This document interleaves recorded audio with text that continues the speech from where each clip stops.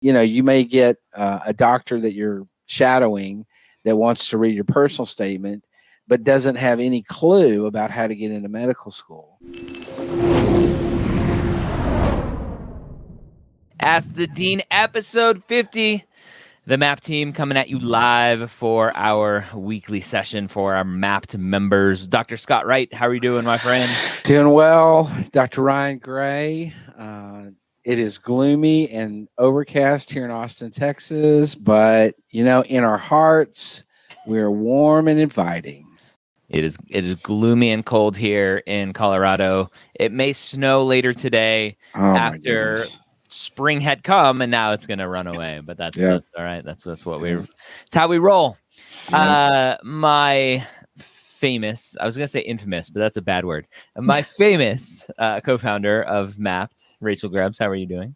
I'm great. It's gloomy and rainy, and that's my favorite weather. So I'm having a glorious day, and my windows are open. All righty. That's cool. Good. That is cool. Good for you. Right. National Premed Day, May 28th, nationalpremedday.com. 30-ish sessions, 30-plus speakers.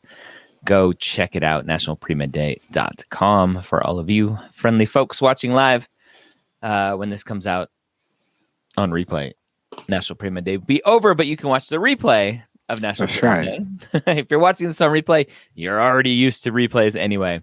So go watch the replay of National Premed Day. Got some great guests lined up. Yeah, we do. Anything else going on in the Mapped world, Rachel? Well, we've got Inside Med Admissions. We're going to talk about secondaries this month. So that's the last Wednesday of the month. So this month, that's Wednesday the 26th. At 1 p.m. You can Eastern. go to Eastern. Thank you. You can go to InsideMedAdmissions.com, and I think I might have a banner for that. We'll see. Maybe not. InsideMedAdmissions.com, and sign up for that. Yes. And then those are the big events coming up. Awesome. Got some great stuff going on behind the scenes at Mapped with our software. We have a new team member we're excited to announce coming soon. Yeah. So lots of great stuff going on. We got questions yet?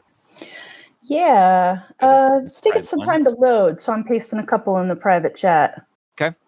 The first question here is: volunteering as a sexual assault victim advocate considered a clinical experience? I accompany victims during their medical examinations and provide advocacy post-assault. I also implement crisis intervention and assist in filing for crime injunctions and victim compensation. This work is scheduled on call when logging hours. Should I count all hours I'm on call or only hours physically at the facility?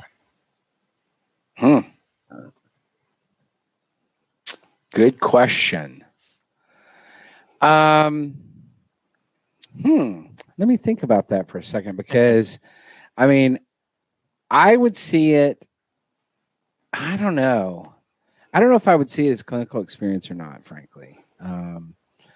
I think that I would probably log all the hours, even those that you're on call, but I don't know if I would count it as clinical experience. Ryan, what's your opinion? So I know this job, and half of the job is clinical and half of it's admin and kind of social work kind of stuff. The part where they are there with the victim during an examination, like they're bedside, holding hands, giving tissues. Yeah, good point. So that to me is clinical experience, and then the rest really isn't. And so you could probably, this is one where you could probably split the hours of part of it is clinical experience and part of it is more of the social work type stuff where you count the rest of the hours. Right. Yeah, that makes sense to me. Sure is important work. Thanks for doing it. That it is. Good evening. I'd like to know examples of integrated science courses. I ask because it seems some medical schools can replace old courses in basic sciences. chem, physics, mathematics with recent integrated science courses. Thank you. I have no clue. I do not know what that means. Yeah, I saw this a day or two ago. So thank you, dear student, for being persistent. I was doing a little Googling because, like the guys, I don't have a lot of familiarity with this. It seems like it's most common in Canada, where rather than doing semester by semester, there's like long courses that cover a lot of different subjects. So by the end, you've got your chem, your bio. In the US, the term seems to be used more for like a class like, say, neuroscience, where it might be half psych, half bio. And that I think becomes important because when you're talking about, does this count as a science GPA, right? Like the rule of thumb is it at least a majority? So if at least, 51% is bio, counts towards science GPA. But yeah, question asker, you may have to, I don't know if you can type in today and we can circle back to you. But you may have to give us a little more context on what you're looking for so we can, we want to learn. So we may not know the answer today, but we're always looking for chances to build our expertise. Mm-hmm. Absolutely. And then last one here. My clinical experience was cut short due to COVID, so I only have about 50 hours. However, I also had clinical experience that started in high school and ended September of my freshman year of college. Should I add this to my application? Yeah, I mean, I think as long as the course that started in the experience that started in high school was extended into your college years, then absolutely. I think that should absolutely go in your application. Yeah, there's always that one little caveat asterisk of it's not the one-off thing that you did in high school. If it's something that started in high school that you continued, right? Sure, right? Yeah, absolutely, sure. Absolutely. All right. Happy Monday. How do I deal with conflicting feedback on my personal statement activity section? I trust all these people, but they all tell me something different. Dr. Scott Wright, this is such a huge problem. Yep. In the pre-med world, just in general in the world. Yep. Unfortunately, people have different opinions. And there isn't just one way to do things. And for some reason, not everyone will just trust me. So how do students deal with this? Yeah, it's interesting that this questioner had this question. I think that I had this recently with a student who was talking to me, and we were going through editing and personal statement and such, and then came back later and said, "Oh, I had somebody else read it, and they had different opinions, and so now I'm all confused." And I'm like, "Okay, well, I get that, but anyway." So what I recommend is that you limit the number of people that you're asking to read and respond and give you advice on your personal statement, because the more people you get, the more advice you're going to get. And sometimes it is going to be conflicting. And so I do think you have to limit. You also have to keep in mind who you're getting the advice from and how do they know what they know. And just keep that in mind as you go along, because, you may get a doctor that you're shadowing that wants to read your personal statement, but doesn't have any clue about how to get into medical school. Just because they got into medical school 30 years ago doesn't mean that they have some insider knowledge about how to write your personal statement or give you feedback on your activities section. So even though, as the questioner said, I trust all of these people, keep in mind who they are, what they know, how they know what they know, and you have to really focus in on people that you feel like have some knowledge of the process of getting into medical school, because the more people you seek advice from, the more opinions you're going to get, and the more confused you're going to get, and the more frustrated you're going to get. So, my advice: limit those people to only a few. Yeah, but it even extends out, because students can go talk directly to a director or dean of admission at a medical school, and go to one school and get one piece of advice, and go to another school, talk to the same person with the same amount of expertise in the area, and get a completely different answer. And what I've been saying a lot lately, because this comes up a lot with me, As students are like, they say something completely different. Is there's no one way to do it, right? I'm not egotistical enough to know that, to think that my way is the only way. I think it's the best way, but it's not the only way. Right. And I tell students, at the end of the day, you have to do what you feel is right based on who you are and the story that you want to tell. And just go with what makes you feel the best when you submit your application, and what makes you the happiest, knowing that you kind of put all of your effort into it. Yep, I agree with that. Yep. Yeah. Yeah, what I would say, and I mean, Scott, you sort of touched on this, but to expand it a little bit is, I mean, it certainly is good to get more than one opinion if that's what you want. But what you want to avoid is like decision by committee. Right. Right. So if you've kind of got a gut feeling on this is the right way to do it, but then you try to compromise with 4 or 5 different mentors, you may end up with a jumble that doesn't really match anyone's vision. And what I think these conflicting feedbacks that you're getting are a reflection of the fact that adcoms are not uniform. Yep. Right. So different people are going to look at your application and different people are going to assess it differently. Right. So, I would say, to the guy's point, go with your gut, but also don't let it get picked apart to where, I thought it was a camel, but now it's a zebra, but now it's an elephant. Now it's none of those 3. It's some weird hybrid, which actually would be really cool. But zebra striped elephant with humps. Anyway, come back to us. Yeah. you got to rein in the neurodivergent girl. So anyway, yeah, you want to avoid that. Yeah.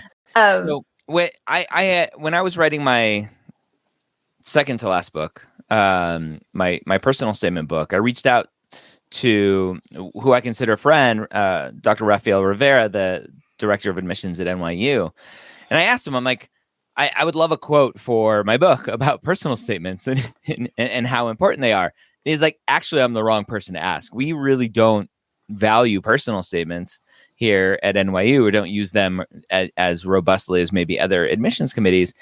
The specific language that he used is that students get so much outside counsel on what to put in a personal statement that they're no longer personal statements, they're village statements. And they don't reflect the student at all. And so they use the secondary essays as kind of more weight in the admissions process. Interesting. Very interesting. Yeah, that is really interesting. Yeah, and what I used to tell people all the time was what they want varies year to year, school to school, committee to committee, right? So that might be what's happening currently under Dr. Rivera's leadership. And maybe in a few years, he's going to move on somewhere else and the school might evolve into a different point of view. Yep. So even if you heard it from Dr. Gray, you heard the same thing from your older brother who goes there, that doesn't mean it's going to be true the year you apply. Yeah. And at some point, I think you just drive yourself crazy guessing, Mm-hmm. Yep. You get some advice and then you just jump in. Move on. Yeah. Yep. Speaking of which. Yeah. I have been filling out the TMDSAS application and have come to this section for SAT and ACT scores. What kind of bearing does the TMDSAS place on these scores, and what are they looking for when asking for these scores? Dr. Scott Wright. Yeah, that's a good question. I think they want to get a full picture of you as a student. They're asking for every grade you've ever made in college, post-secondary courses that you've had graded. They're asking for MCAS score. I know from my point of view, one of the things that is valuable for looking at an SAT or ACT score is to evaluate if the MCAT score is on the low side. They may look at the SAT score and try to determine, is this somebody who just generally has difficulties with standardized testing? And because they can look at either SAT or ACT and see, based on that score, and then looking at the MCAT score, is there a consistency here in terms of struggling, or conversely in terms of doing really well on standardized tests? And so other than that, I don't think there's a big I don't know that any of the medical schools in the Texas application system use that to any like huge degree in terms of consideration. They're just trying to get a picture of you as an applicant. Who are you relative to these types of high stakes testing situations? Yep. It's more data. Yep. All right.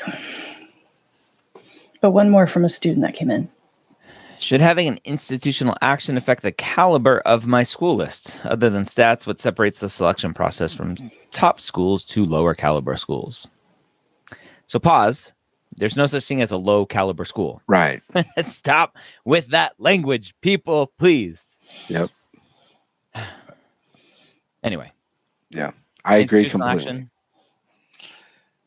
apply to schools you want to apply to.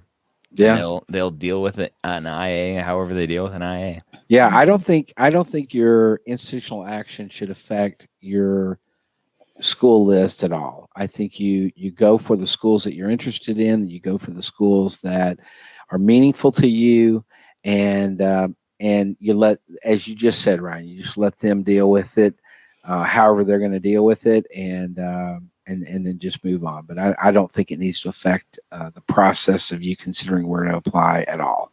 Yeah. Yeah. What, Rachel? Oh, you saw me thinking, huh? Yeah. What I was pondering, and disclaimer, not a licensed therapist, is that question to me, which looks like it's for me, but I just pasted it from someone, looks like some internalized shame. Mm-hmm. And I just want to say to you, if you made a mistake, the whole point now is that you want to own it and learn from it, but you don't have to beat yourself up about that mistake forever if it's not doing other people harm anymore, right? It's okay to still want to be ambitious and want good things for yourself. Absolutely. And some of that might come out in your institutional action essay. And I don't know if that's something you're writing now, if you're planning ahead for future years, but it just, we make mistakes, we learn, we do better. It's okay. Mm-hmm. Yep. Agree completely. That's a good word, Rachel. Yeah. So this question is one where a student is trying to play a game. There's something that happened, whether I took classes at a community college, I had a misdemeanor, I had an IA, I am a non-traditional student because I failed out right away, whatever that is, the student is trying to take what happened in their life in the past and then try to play a game moving forward, trying to go, how's this person going to think about it? How's this person going to think about it? How's this person going to think about it? And at the end of the day, you have no control over that. Mm-hmm. You've done what you've done, whether it's courses or institutional actions, whatever it is. And as Rachel said, right, you have to bear those consequences, unfortunately. Don't be shameful of them. But that's just part of who you are now, part of your record, at least. And the schools are going to deal with it how they're going to deal with it. And so you trying to cherry pick and worry about the minutia of how a school's going to deal with it, they're going to deal with it how they're going to deal with it. You play your game, let the schools deal with it how they're going to deal with it, and move on. Don't waste any brain energy trying to play this game. Yeah, I agree with that completely, Ryan. It's I have a lot of students who have institutional action. I've seen a lot come through. The main key is own it, as Rachel said, reflect on it, show the schools that you reflected on it, and then move on. And then just say what you're going to say it, get on with it, and move on. Yep. All right. We've done a little bit of therapy for the day. Love it. Are there banks or credit unions that allow for mortgage loans to students that don't need a cosigner from your experiences? I'm looking into this on the off chance my job won't let me work remotely for a bit while buying a home if I get accepted out of state. Thank you for your help. So, random, my opinion, don't buy a house in medical school. No. That's the last thing you want to be worried about, especially right now when home prices are ridiculously high. Yes. For no reason. Yes. Don't buy a house. But other than that, there are banks out there who cater to future doctors. So just Google it. You'll find some stuff. Now, if you can get your parent or in-laws to buy the house for you, and then rent it back to you, that's a great choice. But that's a whole nother ballgame. But That's a whole nother ballgame. Yeah, don't buy a house. I agree. Yeah. But buying a house is overrated, especially for such a short period of time of 4 years. Absolutely. I think most people will tell you that it's just not worth it for 4 years. It's a headache, number one, that you do not need in medical school. Yeah. Imagine preparing for like your anatomy final and your water heater goes, and then you got to wait for the plumber to come to fix your water heater, and that's all out of pocket expenses. And you're maxed out on your student loans, and your credit cards are maxed out. Like that's just not a headache you want. Let the landlord deal with that. Yeah, I agree completely. Not coming from experience or anything. Did your house flood recently? Oh, I didn't remember that.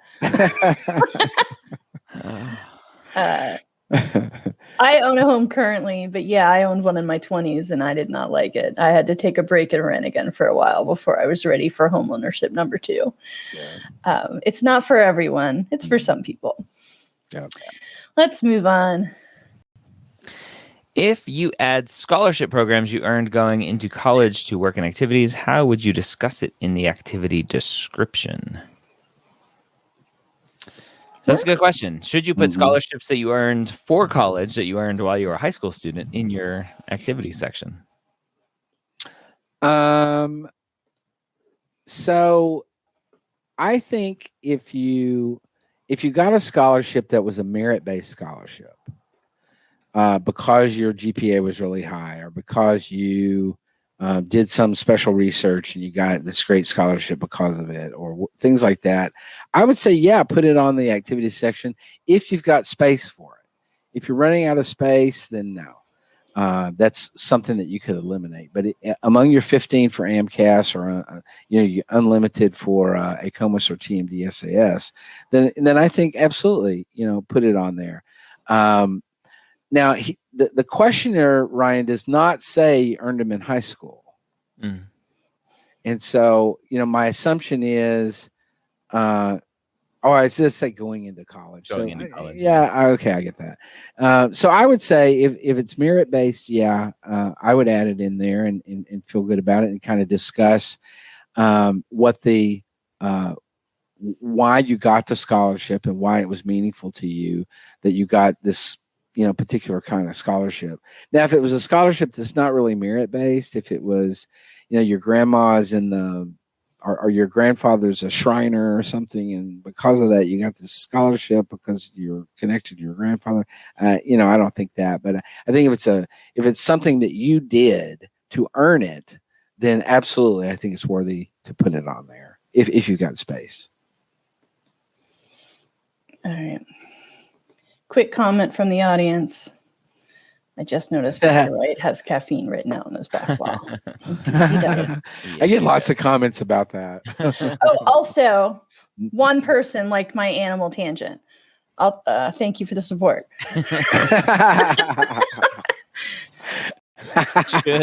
Should every activity description mention how it will make me a better physician, or is a general takeaway lesson that is not necessarily related to medicine be okay? I have strong opinions on this. What do you think, Scott?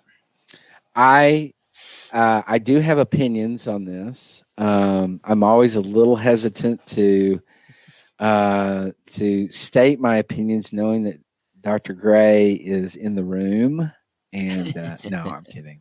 No, I actually think that it doesn't have to be related to medicine. That if, as the questioner puts, general takeaway lesson, I think that's the reflection part. That's what you're talking about me as an individual. You're talking about how you've grown through that activity, and I think I think sometimes when you try to figure out a way to relate it to medicine, that's what it sounds like. It sounds like you're trying to kind of put a square peg in a round hole and fit it in there somehow. And so I don't think you need to struggle to do that. I think general lessons are fine. Yeah. So the language that I've been using lately, and I talk about in the book, I don't typically like this activity taught me or I learned this, because those are typically very generic statements that students are like, okay, I need to make sure that they really know that I know compassion is important to being a physician. I'm like, I don't need to know that. It's not who you are. And Scott, something that you say all the time, it's not the what, it's the so what. And I've massaged that, and it seemed to click the other day when I was talking to a group of students is, don't tell me what you learned. Tell me what it meant. Like, what did it mean to you to have this experience? Not what did it mean to you to be a physician, or what did it mean to you to make you a better physician? Just what did it mean to you? Period. Yeah, absolutely. Yep. I agree completely. Yeah. And what I would add to that is that AdComs are human beings, and they'd like to know that you are one too, and not just like future doctor robot. I am compassion. I am empathy. All your 6 are mine. It's like Mrs. Doubtfire. Yeah. I am job. I am job. Yeah. That's good. Is non-science hypothesis-based research seen as equivalent experience as having done science research? Yes. Research is research is research is research is research. Doesn't have to be medically related, science related. The whole point of research is, are you a thinker? Are you a questioner? Can you do you like to challenge the status quo? Can you think about how to potentially try to challenge something? Coming up with experiment design and all that fun stuff. So yes, it all works. Agreed. What are your guys' thoughts? I'll rephrase that. What are you all's thoughts on pass, no pass versus ranked medical schools? So this is for those who may not understand the question. So this isn't talking about like U.S. News and World Report rankings. This is you in medical school, your grades are pass, no pass versus you are ranked based on grades and other stuff. So a lot of schools are moving to a pass, no pass where the students aren't ranked, although they still are ranked, just more behind the scenes, typically. So yeah, what do you think? Yeah, I think that very, very few schools have a true pass, no pass policy. What they have is no pass, pass, high pass, honors, which is essentially the same as ABCD. I mean, it's kind of a screwy the way they do that. More and more schools are going to something different for the basic science years as opposed to the clinical years. I think you just look at it and you evaluate what the grading policy is of the schools that you're looking at. Sometimes you have to dig around a lot to find what that grading policy is. They may not just say on the admissions website, here's our grading policy, so you have to dig around for it a little bit. But I do think you need to be wary of, when a school says we have a pass, no pass grading policy, ask more questions about that. Is it really just pass, no pass, or is it something more expanded than that? Yeah. And then evaluate that given what you already know. And is it clinical years and the science years, meaning the course, the first 2 years and then last 2 years? But yeah, a lot of schools, they'll say pass, no pass just for those first 2 years. And then there's more of that high pass, no pass, whatever for your rotations, which potentially puts more stress on the student then.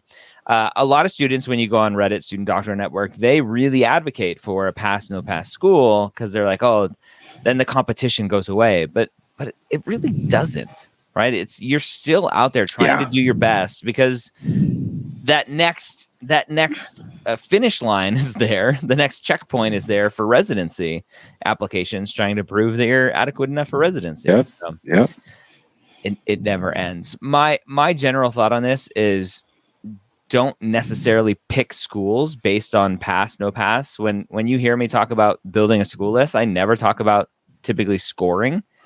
I talk about curriculum, but not the scoring of that curriculum. Right. Because if you go to a school that's pass no pass and you're miserable at that school because you only picked it because it's pass no pass, but you would have thrived at another school that had graded first couple years, you potentially would have been AOA, which is the kind of honor society for medical school, and done great, but you avoided it for fear of that graded curriculum.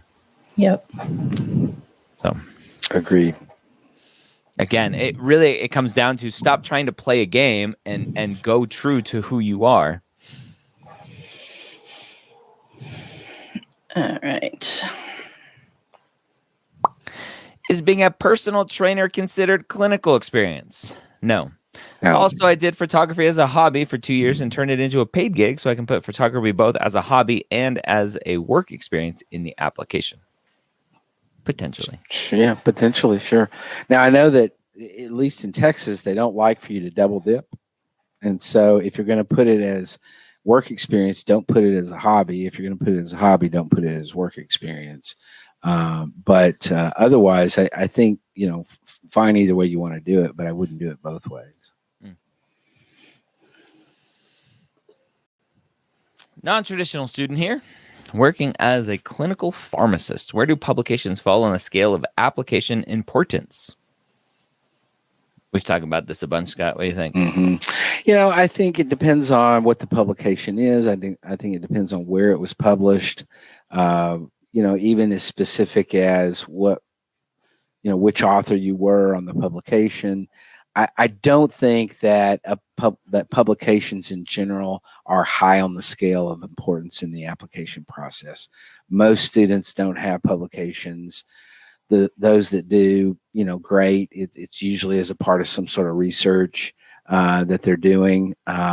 So I wouldn't say, in my view, it's real high on the list of things that the admissions committees are gonna really hone in on.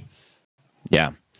I'm trying to Google real quick, although I can't find it. The AAMC does have a survey of deans and directors of medical schools about what's important and kind of high priority, low priority of importance for different factors of a medical school application. So try to go find that. I can't find it right now looking for it, but I know it's out there. Tio Google will know. Ask that guy everything. All right. Uncle Google. Oh yeah, sorry. Uncle Google. Uncle Google. I know. I heard it. Are any of you familiar with this oddity of the 32-hour rule? I am at 28 credits, and then to, quote, get to 32 hours, I would need to pick 4 credits out of a 14-credit semester. That's not how it works. I had 1 C+ in that semester. Would they pick the 4 credits with the best grades or randomly pick a 4-credit class? No, they pick your last 32 credits. Right. Yeah. I wouldn't worry about the 32-hour rule. There are a few schools that use it. Some schools have 20 hours, some schools 40, some schools 60. Just, again, don't play the game. Put together the best application possible for you, the best grades possible for you, and apply. And don't try to play the game. Yeah, agreed. I agree. That would be nice, right? Can you take this 4-credit A from freshman year, this 4-credit class from sophomore year where I got an A? That would be nice if you could pick and choose. You know what's weird though is that's more or less what the SAT and ACT let students do now. They call it a super score. Yeah. So although that question to me, I'm like, what? But I'm like, well, yeah. I mean, there is some precedent. It's been like that. I was like that when I applied to college. It went away for a while and then it came back. Yeah. Wow. Super scores. And there are some medical schools that super score the MCAT. Very few, though. Very few, but there are a few. Yeah. It's not a good idea to count on it. Right, exactly. No, don't play the game. Yeah. Right. That's okay. the title of this episode. Don't play the game. Our friends tonight are slightly quieter than usual. It's 6:37, and at the moment, the popcorn of our questions has stopped popping. But I bet you by the time I'm done it with this sentence, someone will have typed in another question. Oh, there it goes. Yeah, there we go. I participated in physician shadowing in Spain. through Atlantis in the summer of 2019. I have about 11 hours of shadowing in the U.S., but around 800 hours of clinical experience, medical interpreter, PT aide. Will having this distribution of shadowing be a ding on my application? Ding. Yep, I agree. What's a ding? Yeah, I mean, I think the point is the system of medicine and healthcare is different in Spain than it is in the U.S. Yep. And so what the medical school admissions committees are looking for is, do you understand what being a doctor in the U.S. is all about? Because ostensibly you're going to med school in the U.S., you're going to be a doctor in the U.S. And so it's great that you have all this experience in Spain, and that's awesome. And I love the idea, but then having so few in the U.S., I think that is a problem. Yeah. Yep. Yeah. I think there's value in Atlantis. Obviously, it's for the people who are privileged enough to be able to afford it. I wouldn't do it to try to stand out on an application. I would do it because you're interested to go explore other cultures and other communities and other healthcare systems, but don't bet on it helping you at all with the application. Agreed. Yep. And there's at least one school that I know of that specifically states no international shadowing is considered. Yeah. All right. Oh, here we go. How critical is shadowing to applicants with medical experience working with physicians? Critical care nurse here. I plan to get some shadowing hours, but I'm more focused on other things. Like MCAT, probably. like MCAT. Yeah. Scott, you and I have differed a little bit on this, I think, in the past.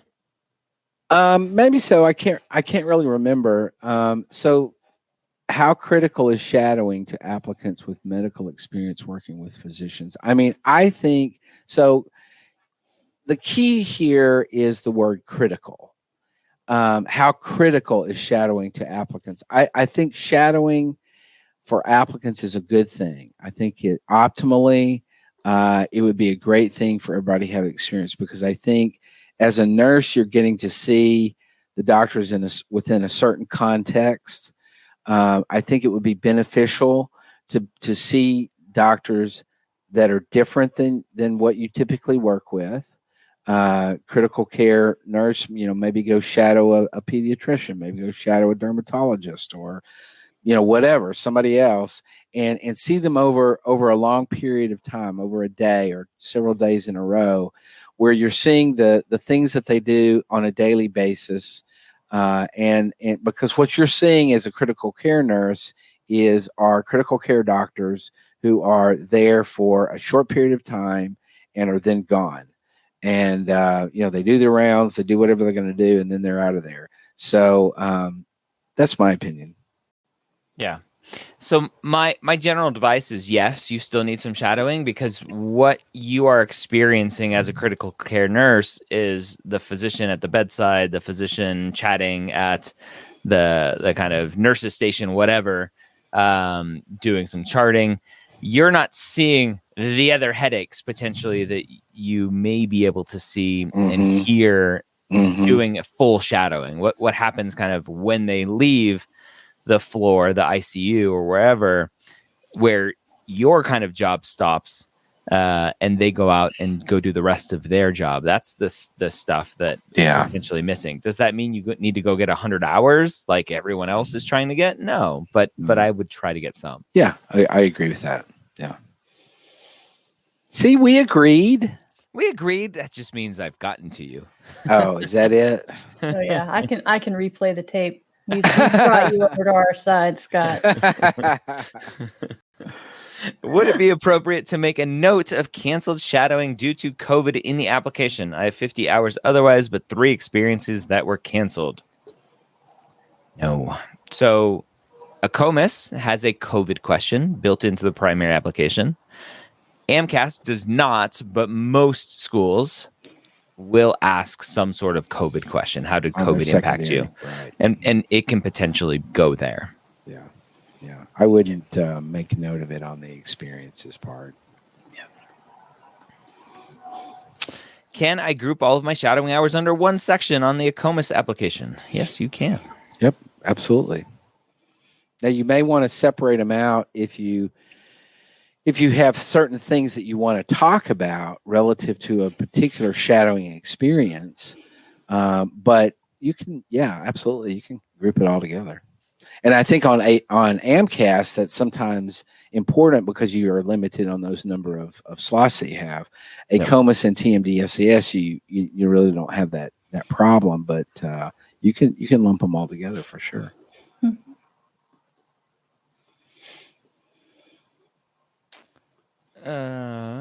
Wow, we're rocking and rolling through these questions. Yeah, I think it's finals week for a lot of people. Yeah, it is. And some people might be busy doing applications rather than asking us questions about applications. That's all right. Which is great. If we need to, I can go to my tried and true. I find that if I threaten pre-meds with yoga, they ask a question. Oh, look. Nobody says we have to be there a full hour. That's true. Originally, it was 45 minutes. We just always run late. Let's take this one, though.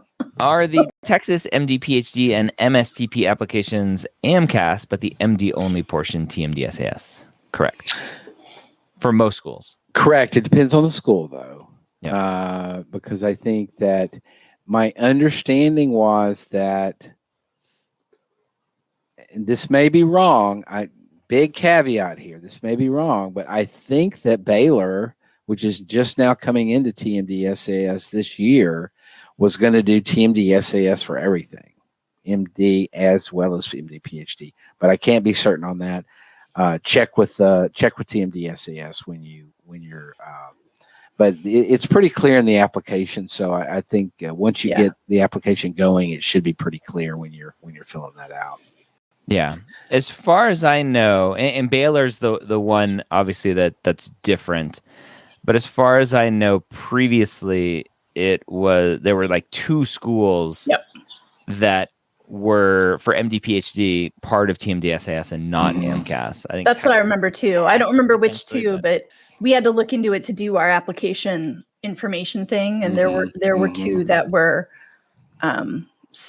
both essays in TMDSAS, and so maybe now 3 with Baylor. Yeah, and just to be clear, just to for those that don't know, MST stands for Medical Scientist Training Program, which is the NIH supported, funded MD PhD programs. Not all MD PhD programs are MSTP, and so you just need to kind of be clear on that when you're applying and stuff. And, just to be clear, MSTP typically always equals, I think always, never say always, typically equals free medical school and some stipend money. Yep. That's right. Yeah. And just because a program doesn't get NIH funding doesn't mean they still won't give you free medical school and some funding. It just potentially comes from a different source.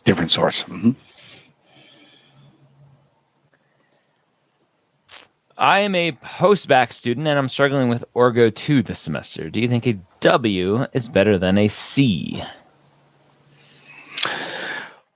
Well, so I have several thoughts about this question. One is step back and reflection time. Why are you struggling in Orgo 2? This is a big issue. You need to be understanding and clear, reflecting on why this is happening, what's going on in your life, in your academic life, that is making Orgo 2 difficult for you. As a post-bac student, what that would suggest to me is that perhaps your grades were not great coming into it, although you could be a second career student and going into and having never had Orgo 2 before. But I think this is a time for some deep reflection on what's causing this. So to the more practical issue of do you think a W is better than a C? I would say probably it is, and take a W in the class if you still can at this point in the semester, and then backtrack. But I think there needs to be some really heavy reflection on what's going on and why you're struggling in OChem 2. Yep. I've input all of my classes, but will AMCAS kick it back if the course description is slightly different than the transcript? Well, I think course description, you probably mean course title. Course name, the course name. My recommendation is whatever's on your transcript, that is exactly what you put into AMCAS. You do not change anything. Yep. I think that's the safest, most conservative way to go about it. And I do think that I'm not exactly sure why you would put something different than that, but I wouldn't try to do anything different. Whatever it says on your transcript, that's what they're going to be looking for. So that's what you input in. Yep.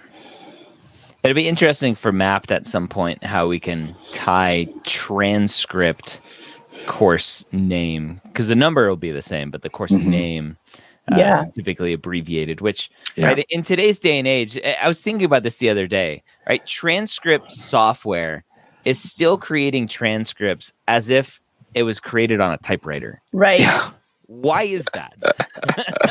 I don't understand. Yeah, I agree. Yeah. Anyway, I agree. But yeah, that would be a great addition for Mapped in the future to have essentially like the course catalog name and the course transcript name. Yeah. Yeah. But yeah, AMCAS, and I believe the other application services, but AMCAS for sure says in the handbook, it should match exactly like your transcript. Yeah.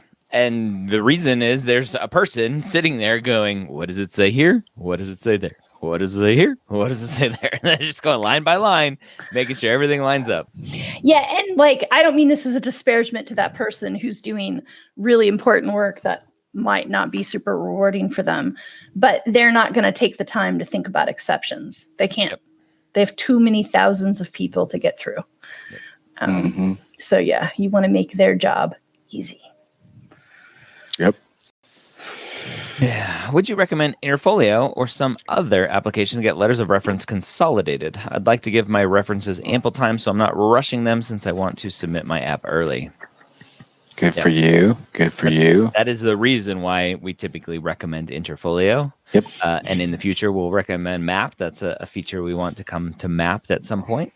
But yeah, the benefit of using Interfolio is you can ask for the letters now.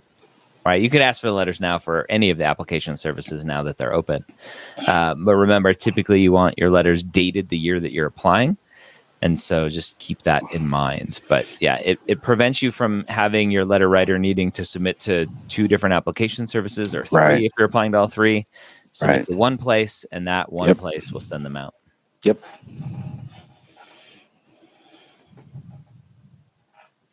When would it be too late for an LOR writer to submit the LOR if I submit my app at the end of May? Scott? Thoughts? When would be too late? End of May, I would say you want the letter writer to get it in probably, sometime in June or early July at the latest. Yeah, mid-July is typically my that's when the wheels start turning again. Yeah. The admissions committees are ramping stuff up again. Yep. So mid-July. Yeah. Here's what I will say about that. I agree with you guys, but that's the student deadline. That's not what you tell the person who's writing your letter. Right. Right. They're busy. You're anxious. Build in cushion. Mm-hmm. Right. Agreed. So, and I personally think that 4 weeks is about right. If you give me more than 4 weeks, I'm going to forget. If you give me less than 4 weeks, unless there's a good reason, I'm going to probably be slightly annoyed that you didn't give me more time. But 3 to 4 weeks is usually right for me to put you in the back of my brain, think about you idly once in a while, and then somewhere in there, spend a couple days really churning something good out for you. Yep. I agree. Okay. Oh, I'm going to jump in order here because we've got a related one. How early is too early to ask for an LOR? So it's never too early to ask for one. The question is, how early is too early to have the letter write one? And put the stamp date on there if you're applying in 3 years. Yeah. You want it to be in the calendar year of the year you're applying. So I would say too early would be the previous calendar year. Yeah, So- but like we always say, ask early and just say, I'm hoping to ask you next year. Can I stamp it? Oh yeah, warn them. Hey, I'm going to be doing this. Warn 'em. Oh, absolutely, absolutely. Surprise! I'm going to be asking you this, and do you like cookies? All right. That's actually a good follow-up question that wasn't asked, but I see it all the time. What is a gift that I can give the physician who wrote me a letter of recommendation, or the physician who let me shadow them? Pre-meds, you don't need to give gifts to these people. Don't worry about that. I was joking. It's I know, part of your but job. it comes up all the time. Yeah. No, you're right. It's important because someone might have been like, "Oh, Rachel likes cookies." I do. I like cookies. I love cookies. It's a real rare thing, that quality. But yeah, definitely they don't need gifts. Letter writers don't need gifts. Chocolate chip in particular. Just saying. You often mention that medical schools look more at undergraduate grades than graduate grades. I have a 3.9 GPA in a toxicology PhD program, but only a 3.2 undergraduate GPA. Should I retake undergraduate classes? What do you think? Toxicology? Is that a quote-unquote hard sciences? Yeah, I would say no. I mean, Hard sciences, or no to it needing to retake undergrad classes? No, I would say no to retaking undergrad classes. I would say if you're going to apply, go ahead and apply where you stand with a 3.9 GPA in your PhD program in toxicology and stuff, and see what happens. And then, if you had to backtrack a little bit on some undergrad, but my feeling is that you would not have to do that. I mean, it's a little silly to have a PhD in toxicology and go back and retake, Bio 101 or something. That's my thought. I'm sticking to it. We're getting a follow-up on the transcript question. So if my transcript says enter epidemiologist, is that what I enter into AMCAS, even though the course name is Introduction to Epidemiology and Human Disease? Yes, that is what you put. Again, that's exactly right. The AMCAS is converting, is looking at your transcript and comparing it to what you put in. Yep. So, and if the medical school has a question about that, they'll either ask you or they'll look it up themselves. They'll Google it. Yeah. This basically comes down to our RTFM, right? Read the manual, follow what the instruction manual says. And as Rachel mentioned earlier, and I think it does, it says, enter what's on your transcript. Don't think you're doing the reader a favor or the medical schools a favor by entering other information that you think is going to be more valuable. Mm-hmm. Yeah. Right. So folks watching the replay, the 2022 guide is out. Anyone can Google the AMCAS 2020 guide. But for anyone who's a MAP member watching live, we've already linked it for you. So if you're in your MAPD app, it's linked for you in resources. Everybody should bookmark it. I personally think every pre-med should read it, whether or not they're applying this year, because it is a lot. And sometimes reading things a couple times helps you digest it. So it's not a bad idea to get through it once before the year where it's really high stress. Awesome. Well, thank you all for another amazing Ask the Dean episode 50. I think we're technically a year into this, although episode numbers we're not at 52 yet, which is more on the untechnical 1 year anniversary of Ask the Dean. Thank you all for being here. Mm-hmm. I hope this has been helpful for you. Yeah, me too. And that's all I got. Yeah. Have a good night. Someone says we're an amazing hub of helpfulness. Oh, thank you. I Hub love of that. helpfulness. I love that. Me too. That's why I put it up. That's All right. awesome. We need a little more alliteration. What's a different word for amazing? So we can be a hub of Awesome. no H. It needs to be an H. Hilarious. Oh. I mean, Oh, if I well, don't. obviously. And then Scott not kind of included. Oh yeah. Excuse me. What? Holistic. There's a key word. Oh, There you go. holistic hub of helpfulness. All right. Thanks, everyone. Thank Love you. you.